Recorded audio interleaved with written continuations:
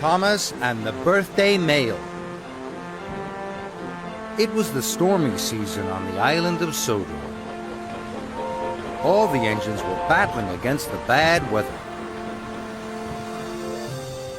Thomas was busy delivering supplies and mail in a far part of the island. He really enjoyed going up to High Farm. It was up on a hill right at the end of the line. A little girl called Alice lived there. Alice and Thomas were good friends.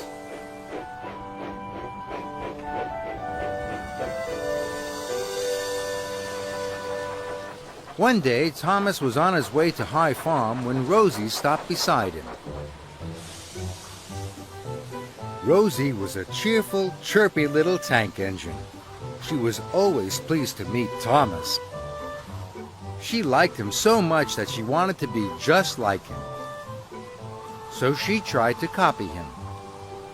She tried to whoosh the way he did. She even tried to whistle like Thomas. It made Thomas cross. "Hello, Thomas," puffed Rosie brightly. "What are you doing?" "It's Alice's birthday," chuffed Thomas. "I want to get all her presents up to High Farm in good time." Just then, Harold the helicopter arrived. "Another storm warning, I'm afraid," he shouted. "High winds on the way, and heavy rain." Harold warned Thomas not to go up to High Farm. "Heavy rain can cause landslides on that hilly route," he said. And Harold flew away. Thomas didn't want to let Alice down. "High winds don't bother me," he puffed. "Or me," chuffed Rosie. "I'll come as your back engine." But Thomas didn't want Rosie to come. "No, thank you, Rosie," he huffed firmly. "I can do it on my own." And he chuffed quickly away. But Rosie liked Thomas very much, and she wanted to help, so she chuffed naughtily after him. Thomas puffed along the line to High Farm. The sky grew darker and darker. Soon, it was pouring with rain. Thomas's pistons pumped and his boiler bubbled. It was hard work. "Rosie can't follow me now," he thought. "She isn't strong enough."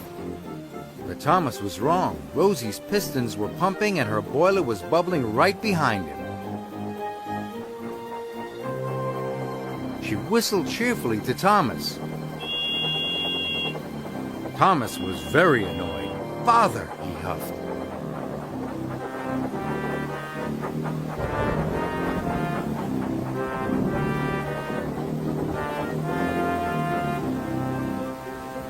Soon, Thomas came to a junction. One way was the longer but easier way to High Farm. The other way was the shorter but much harder way. Thomas knew that the longer way was safer. "But I'll take the shorter way," he wished. "Then Rosie won't follow me. She's not strong enough." As the storm raged, Thomas puffed furiously up the steep track. Thomas was almost at High Farm. He was sure Rosie wasn't behind him now. "I won't be seeing any more of her today," tooted Thomas happily. Then there was trouble. Earth and stones tumbled down the bank and blocked Thomas's track. "Cinders and ashes!" cried Thomas. But he still wanted to deliver Alice's presents. "I'll just have to bash my way through," thought Thomas. And he pushed forward into the landslide. Thomas was up to his buffers in mud and stones. He tried to push on, but he couldn't. He tried to back out, but he couldn't. Thomas was stuck. Thomas felt silly and very sad. I should have listened to Harold, he wished unhappily. Now Alice won't get her presents on time. I've let her down, he thought sadly. Then he heard the toot of another engine. It was Rosie puffing proudly up the hill behind him. It's me! Tooted Rosie cheerfully. Then she saw Thomas was stuck. Thomas felt very silly. I'll go and get help. Chuffed Rosie. Wait a minute, whistled Thomas. Please, will you deliver Alice's presents for me?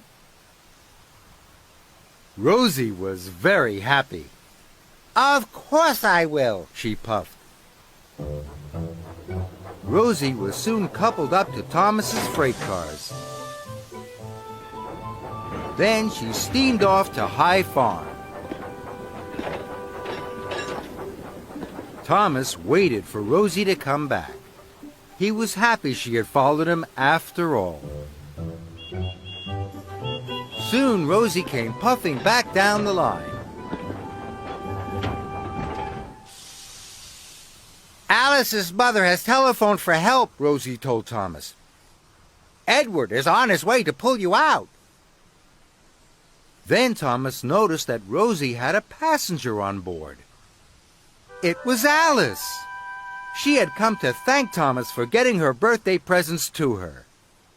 I couldn't have done it without Rosie's help, Thomas puffed. Now we can all celebrate your birthday together. Thomas tooted happily. And so did Rosie.